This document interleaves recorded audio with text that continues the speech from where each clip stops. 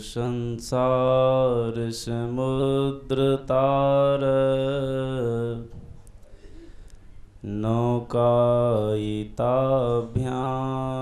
गुरुभक्तिदाभ्यां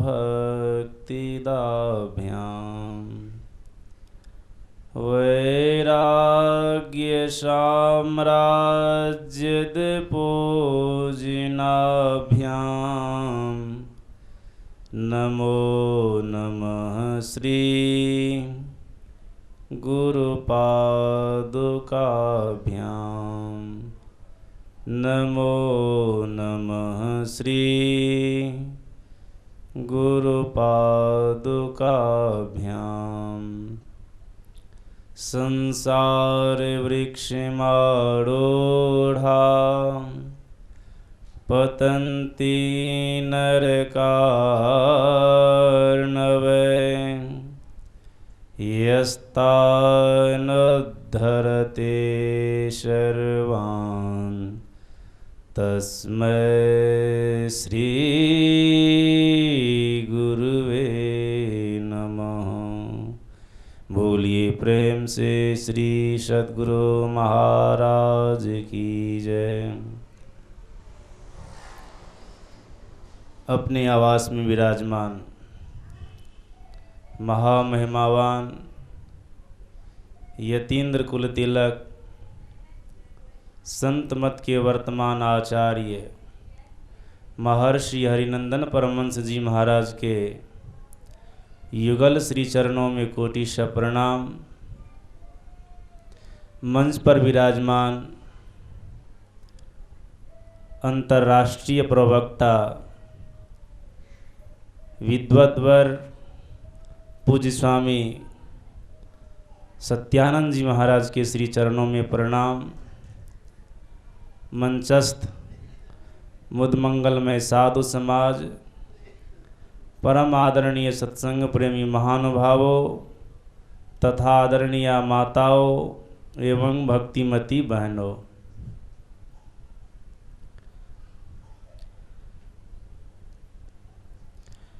केनोपनिषद में एक मंत्र आया है,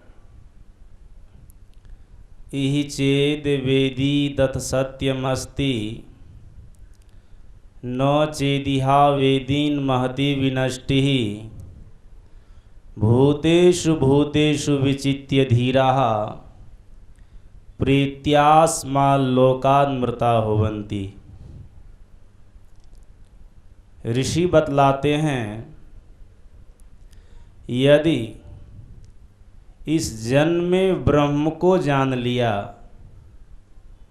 तब तो ठीक है, अगर इस जन्म में ब्रह्म को नहीं जाना तब तो बहुत बड़ी भारी हानि हो जाएगी। ऋषि से उनके शिष्यों ने पूछा,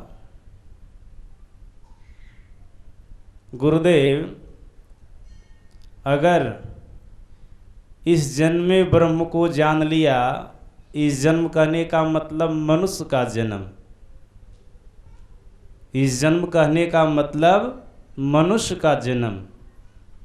उनके शिष्यों ने पूछा कि गुरुदेव, अगर मनुष्य जन्म में आकर कोई, जैसा आप कह रहे हैं, ब्रह्म को जान लिया तब तो ठीक है।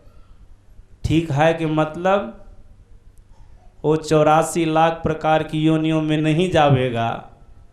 अगर नहीं जाना तब तो उनके जीवन में बहुत बड़ी भारी हानि हो जाएगी। यह क्या है? ऋषि ने कहा, मनुष्य का शरीर खास करके सभी दुखों से छूट जाने के लिए, परमात्मा की भक्ति के लिए मिला। अगर इस मनुष्य शरीर में रह करके कोई परमात्मा की भक्ति नहीं किया, संसार के विषय भोगों में ही लग करके रह गया, तब जब उनका शरीर छूटेगा तो हानि हो जाएगी। हानि क्यों? इसलिए कि भक्ति नहीं की। हानि क्या? तो संत कबीर साहब की वाणी में है, 184 भरमी के पाँव पर अटके आए, अब की पासा ना पड़ा तो फिर 84 जाए। पुनः उनको 84 लाख प्रकार की योनियों में जाना पड़ेगा, नीच योनियों में जाना पड़ेगा। पशु के शरीर से छूट करके मनुष्य के शरीर में आया था, नीच शरीर को छोड़ करके परमात्मा की कृपा उन पर हो गई तो मनुष्य का शरीर मिला, और इस मनुष्य शरीर में रह करके संसार के विषय भोगों में अपने को लगा करके रखा। तब क्या होगा, ये शरीर छूटेगा तो जीवन भर जो कुत्ता वाला काम किया तो कुत्ता के शरीर में चला जाएगा, गधा वाला काम किया तो गधा के शरीर में चला जाएगा, बैल वाला काम किया तो शरीर छूटेगा मनुष्य वाला, अब बैल के शरीर में चला जाएगा। इतना ही नहीं, संत कबीर साहब की वाणी में है, दीवाने मन भजन बिना दुख पई हों, दीवाने मन भजन बिना दुख पई हों, तो पहला जन्म भूत का पई हों। अगर ये मनुष्य का शरीर भजन के बिना छूट गया, परमात्मा की भक्ति के बिना छूट गया, जिसके लिए मनुष्य का शरीर मिला था परमात्मा की भक्ति करने के लिए। अभी आप लोग सुन रहे थे, इस शरीर के लिए देवता लोग भी ललायत है, देवता लोग भी ललायत है। कारण क्या है, देवता इस धराधाम पर, इस मृत भवन पर शुभ कर्मों को करके बन गया। 100 अश्वमेध यज्ञ कोई पूरा कर लेता है, कोई उसमें विघ्न बाधा नहीं आता है, तो स्वर्ग में जाकर के स्वर्ग का राजा बनता है, इंद्र बन जाता है। और जो छोटा मोटा पुण्य कर्म को करता है वहाँ पर जाके देवता बना हुआ रहता है। और देवता भी 2 तरह के होते हैं, एक तो जन्मदेव होते हैं और दूसरे कर्मदेव होते हैं।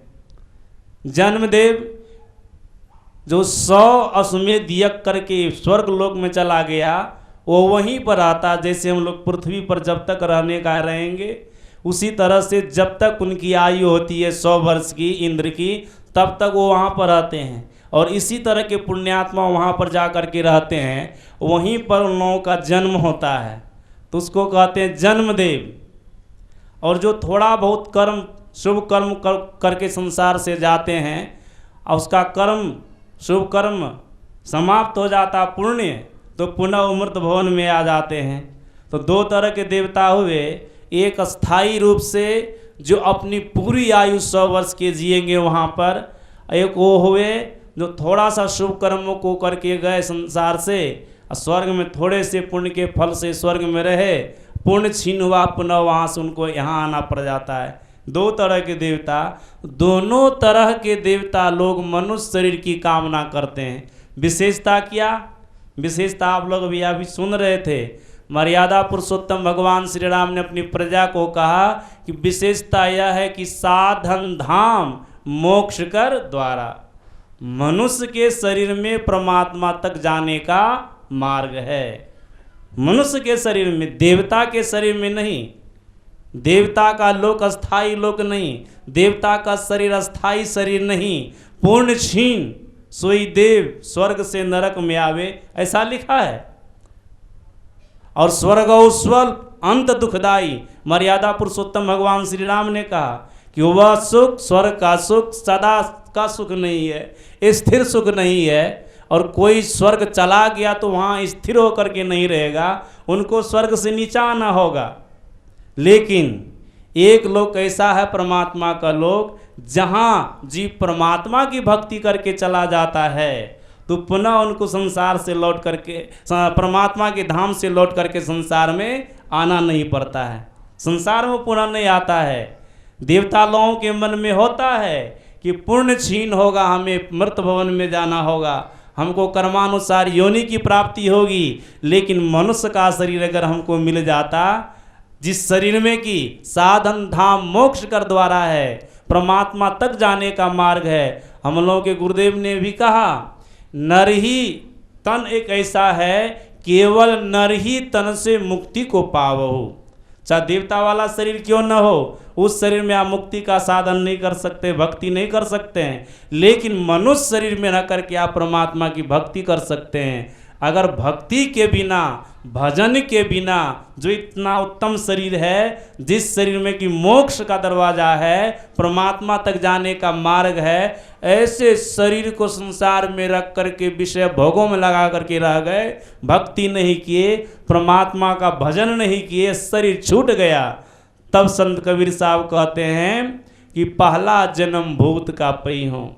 शरीर छूटेगा तो सबसे पहले प्रेत के शरीर में चले जाएंगे, भूत के शरीर में चले जाएंगे।